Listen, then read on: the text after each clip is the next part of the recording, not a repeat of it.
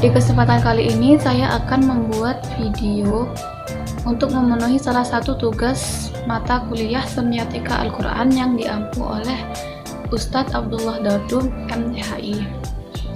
Nah, di sini saya akan menjelaskan teori semiotika yang dikaji oleh tokoh Ferdinand de Saussure.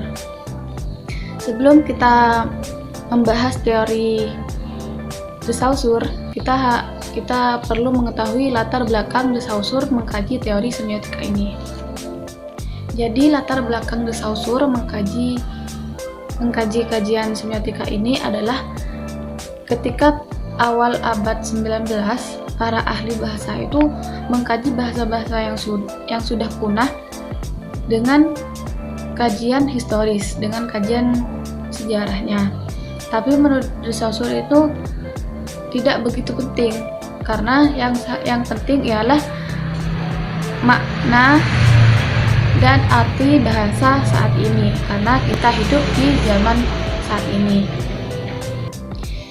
Dan untuk teori-teori Ferdinand de Saussure itu ada 4. Yang pertama ada penanda atau petanda, atau disebut dengan signifier dan signified. Sedangkan yang kedua ada langue dan parole. Yang ketiga ada sinkronik dan diakronik, dan yang terakhir ada sintagmatik dan paradigmatik. Langsung saja kita membahas satu persatu teori Ferdinand de Saussure.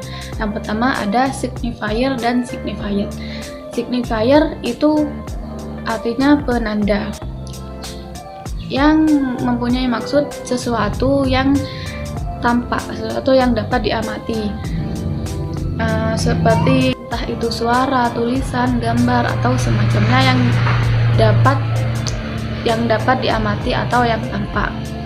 Nah, sedangkan signified yang artinya petanda itu adalah sesuatu yang dapat dimahami maksudnya, sesuatu yang dapat ditafsirkan dari adanya penanda tersebut. Contohnya di sini seperti lampu merah yang berada di jalan raya. Nah, penanda dan petanda di lampu merah itu penandanya ketika lampu merah itu menandakan warna merah, itu mempunyai petanda yang artinya harus berhenti, karena di setiap penanda pasti ada petanda. Nah, untuk teori yang kedua, langue dan parole.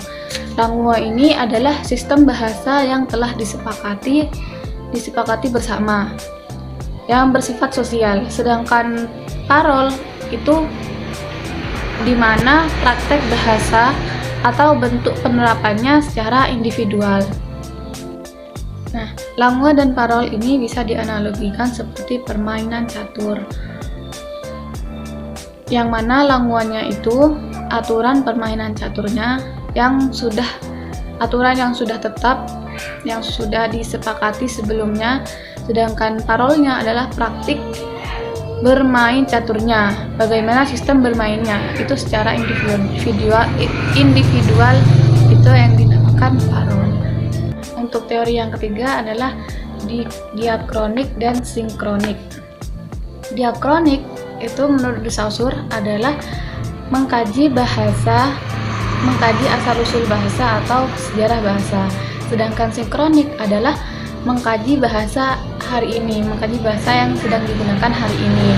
Jadi, mengetahui bagaimana bahasa itu berperan dan bermain. De Saussure itu lebih suka bahasa yang sinkronik daripada diakronik. Lebih suka makna bahasa yang sedang digunakan hari ini. Sebenarnya sama-sama penting, kita juga penting mengetahui asal-usul bahasa itu bagaimana. Tapi menurut Saussure itu lebih penting itu mengetahui makna bahasa yang digunakan saat ini. Nah, de Saussure itu menganalogikan diakronik dan sinkronik ini seperti membelah pohon. Nah, yang diakronik itu membelah pohon secara vertikal, dipecah menjadi dua. Sedangkan yang Sinkronik itu membelah pohon secara horizontal, yaitu memotong pohonnya menjadi dua bagian. Nah, untuk diakronik kan itu barusan diibaratkan memotong pohon secara vertikal, karena diakronik itu mengkaji bahasa dari ujung ke ujung, mengkaji bahasa di semua waktu. Nah, sedangkan sinkronik itu diibaratkan membelah pohon secara horizontal atau memotong dua bagian pohon, memotong satu pohon menjadi dua bagian, yaitu hanya memahami bagian tertentu saja.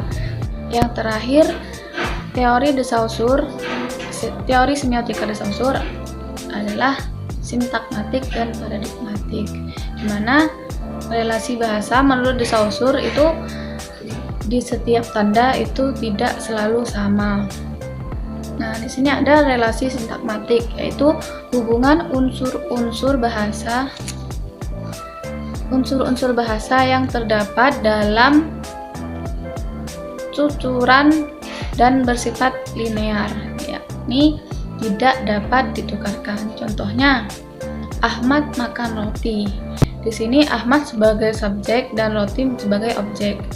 Ahmad makan roti itu tidak bisa ditukarkan dengan roti makan Ahmad. Itu sudah mempunyai makna yang berbeda, karena relasi sintakmatiknya itu bersifat linear, tidak dapat ditukarkan. Untuk relasi keduanya adalah relasi paradigmatik. Relasi paradigmatik itu mempunyai makna unsur-unsur bahasa, hubungan unsur-unsur bahasa yang terdapat dalam tuturan dan bersifat vertikal. Maksudnya, relasi ini dapat dipertukarkan satu sama lain.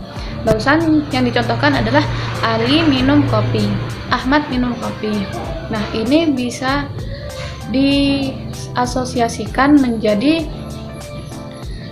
Ali makan nasi. Karena apa?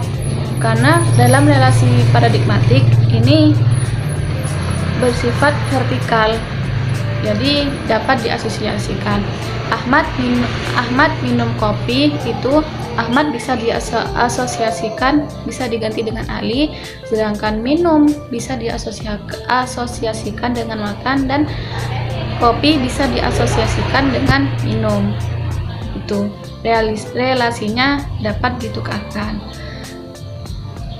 tapi tidak untuk, maksudnya asosiasinya tidak seperti Ahmad makan nasi, itu tidak bisa dibalik nasi makan Ahmad, itu tidak bisa. Sekian untuk penjelasan saya kali ini dalam teori semiotika de Saussure. Mohon maaf jika ada penjelasan yang kurang tepat maupun kurang jelas.